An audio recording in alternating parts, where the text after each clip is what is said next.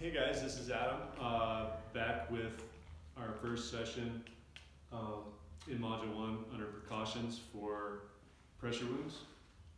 We left off last talking about skin checks and how important it is to check your skin at least every day, if not twice a day. Next are transfers.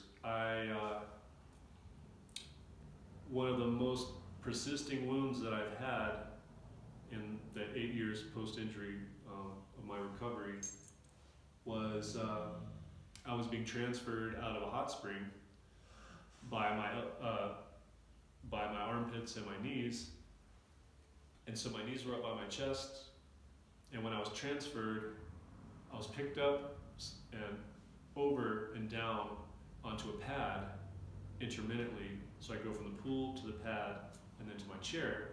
And when we were transferring to the pad, I was still traveling horizontally a little bit as the people helping me set me down. And because I'd been sitting in a hot spring for over an hour, my skin was really macerated. So, when you're in the water a long time, you get the wrinkles on your fingers and it's easier to shed skin. So as I was set down, it kind of took a chunk of skin off of my tailbone, because my tailbone is unfortunately very prominent, especially when my knees are at my chest. So I inadvertently got a wound that wasn't a pressure wound, it was a superficial wound, but because it was on my tailbone, there's a lot of passive pressure. Even though my tailbone isn't directly on my cushion, my pants get stretched across that area as I sit on my cushion, and I wasn't completely off-weighting that area at night because I was trying to stay in a position where I got better sleep, so I kind of had to make a compromise there. But through transferring, I was able to unfortunately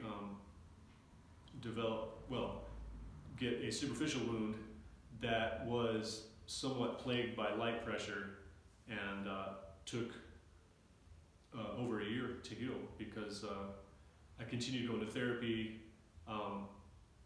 It's when you have a wound, there's a lot to think about, there's a lot to consider, there's a lot of choices to be made,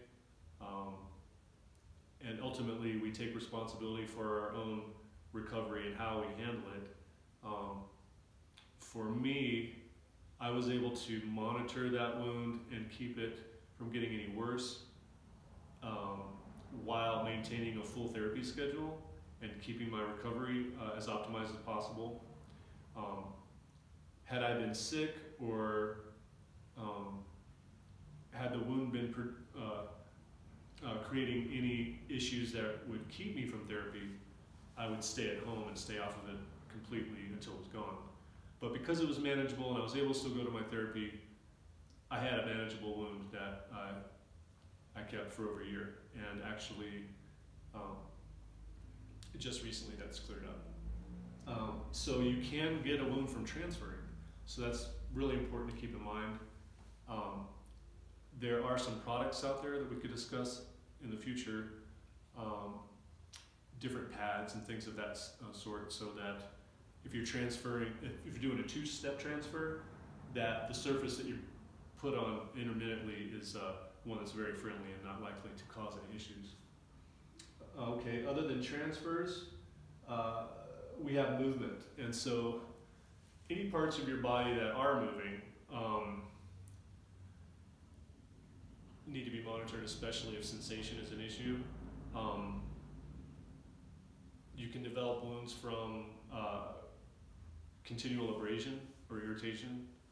These aren't as common, but anytime you're moving and you're moving against anything that causes any type of friction, it's good to evaluate that movement as well. Like in my case, I use a power dumbbell, so I have to monitor how I hold the dumbbell so that as it vibrates, it doesn't wear any skin away and cause any issues there. Also, if I'm doing a workout where I'm working with a dumbbell or trying to do torsional work with my upper body, I'm moving in my cushion. So that's creating extra friction and extra pressure. So it's good to stay on top of skin checks and the other precautions that we've talked about, so that any movement we're doing to help perpetuate a recovery isn't going to cause any detrimental issues that could lead to pressure wounds.